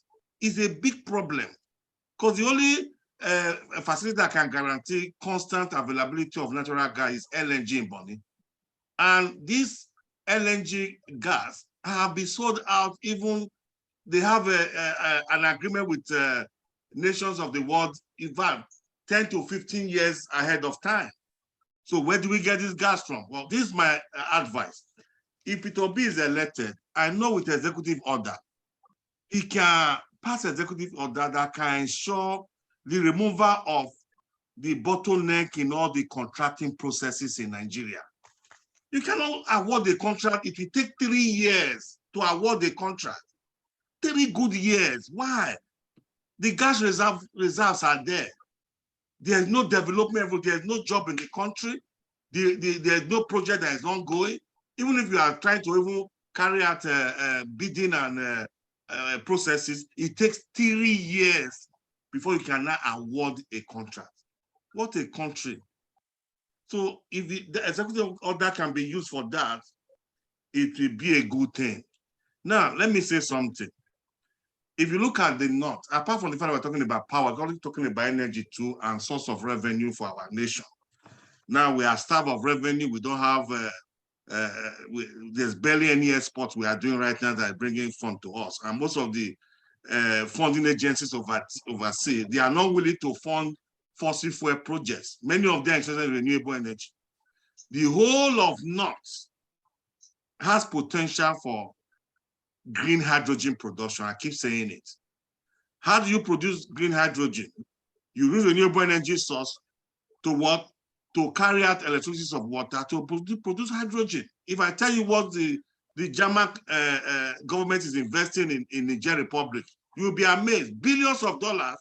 And they have even set up an institute in Ghana, that Ghana and Niger Republic, where they are currently training some Africans on green hydrogen and renewable energy technology as we speak right now. So they have already seen that Nigeria and Niger has a very large potential for hydrogen production. Because if you look at the supply chain of hydrogen, from green hydrogen, if you produce green hydrogen, you can produce green ammonia for green fertilizer production. The green hydrogen can equally be used for production of electricity. We are talking about mini grid, off-grid power stations. Then again, that green hydrogen can equally be used for mobility, where we have the fuel cell electric vehicle.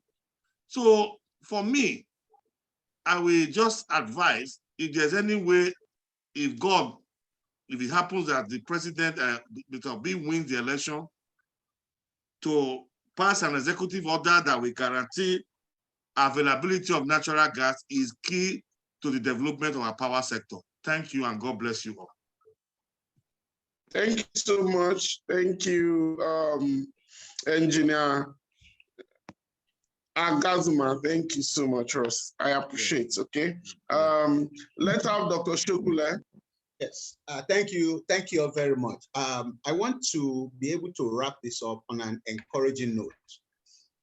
The glass is not half empty, the glass is half filled. As a power engineer and an investor, design engineer of about 45 years internationally within the US, I must say to you, sir, the situation is not as sanguine as it looked like. The engineer that just finished speaking is talking about sustainability of LNG availability.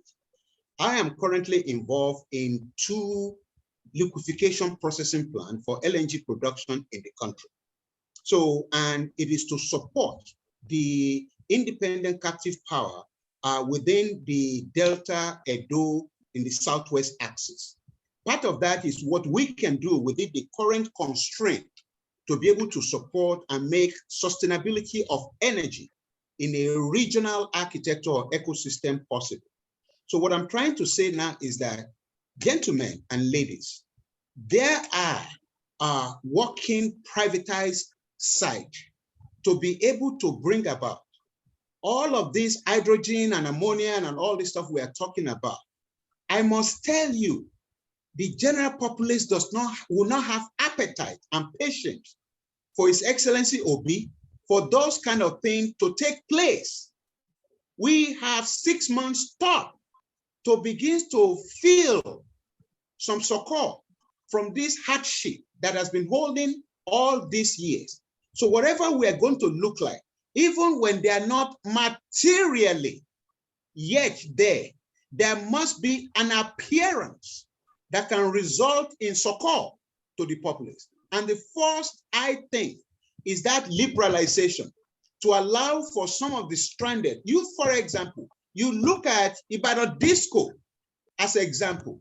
They don't produce anything, yet within the Southwestern region and their area of distribution, there are independent captive power that has the possibility of excess capacity to join into the current ecosystem, to give them the sustainable power, to give them electricity accessibility, to increase distribution into their area of authority. But why is it not happening? It's not happening because Ibadan Disco is going to want to tell the developers of this stranded facility what the price they must charge them. I thought it's supposed to be market reflective. As a result, there is no embedded generation concept that can give support to my people. Some of these are the areas that I think, Mr. President, we can talk more in details, we can look at to be able to begin to provide quote unquote immediate relief while we are giving some organic process to some more fundamental ways to solve these issues. That will be my submission at this point. Thank you. Thank you, Dr. Shogule. It's been a pleasure having you here. Dr. Luka, you may wrap up. Thank you very much, Salvation. It has been a very interesting session. And like, I think it was Comrade Osagi that said, you know, that there's a lot of English has been spoken. You know, I sense his frustration, and I often have had the same frustration. We don't have an absence of smart people in Nigeria. We actually have a lot of smart people in Nigeria. We have a lot of smart people outside Nigeria too, who can help solve this problem. But my constant submission to the government, and the same thing I'm going to say to His Excellency Peter Obi if he wins, is we need to put square pegs in square holes and round pegs in round holes. We unfortunately have a lot of people in the industry who are who claim to know, but who unfortunately don't know, and they constantly lead the government the wrong way. The last speaker said that the glass is half full. I tend to have the same approach. I am optimistic about the industry, but we need to start being realistic and proactive. I think there was a speaker that also said, I think it was Emmanuel that said, I don't remember, we need to have a very succinct document that clearly points out what the quick wins will be, long-term plan, medium-term plan, short-term plan. And those are very clear. It's not, I mean, you and I can have more detailed conversations outside here so we can put together a very succinct document for His Excellency to use to create his talking points. But I think it's a problem that we can solve quickly.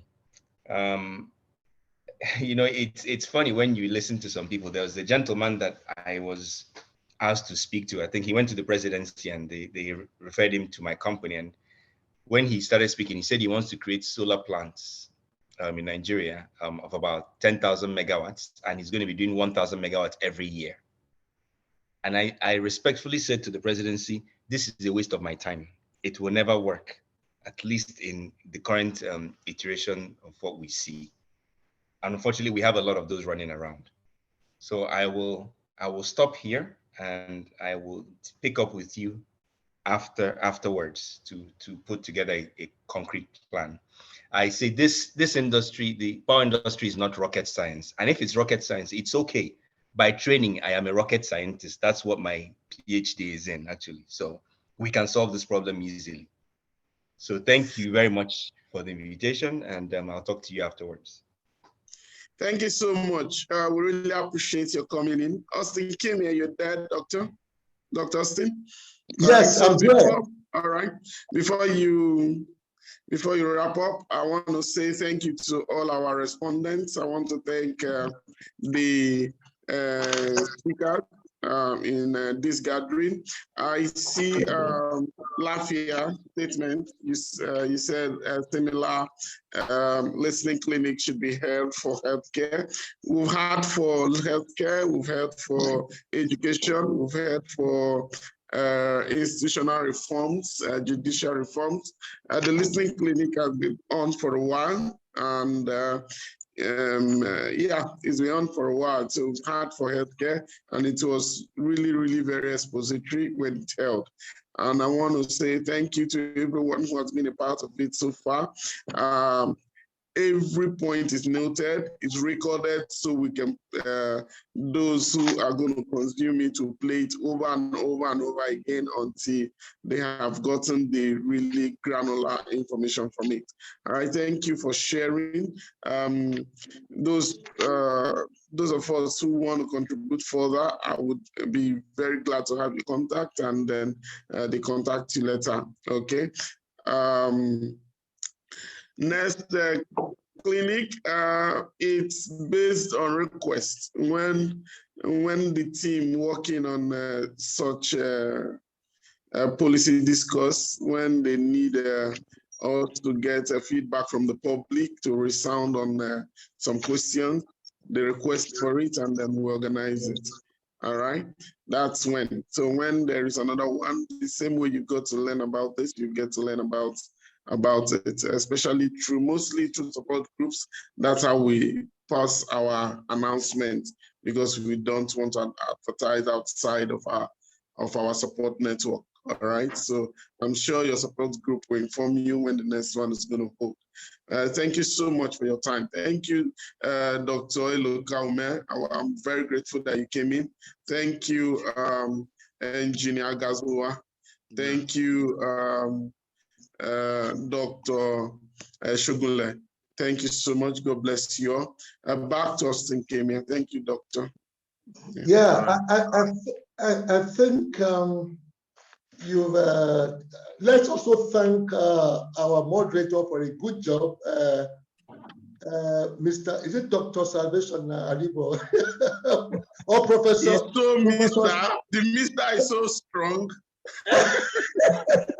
Oh, Professor Salvation Ala-Igbo. Well, let me join you to sincerely thank everyone who has been part of this conversation, this very critical conversation we've had, and the focus on the state of power sector. And I do hope that all of these contributions and interventions will translate into actions which we manifest in the near future.